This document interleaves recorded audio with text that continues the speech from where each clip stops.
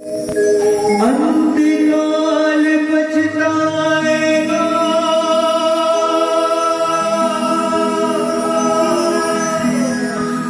जब प्राण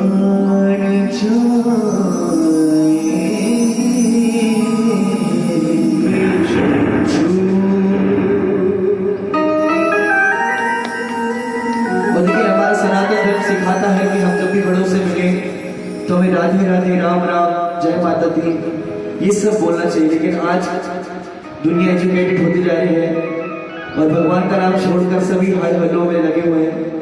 तो अपना वेस्टर्न कल्चर हटाकर आप अपने धर्म को समझें और प्रभु का नाम हमेशा लिया जाए। जुबां पे राम राम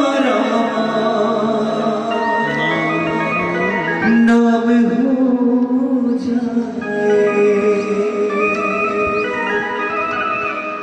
जुबां पे राम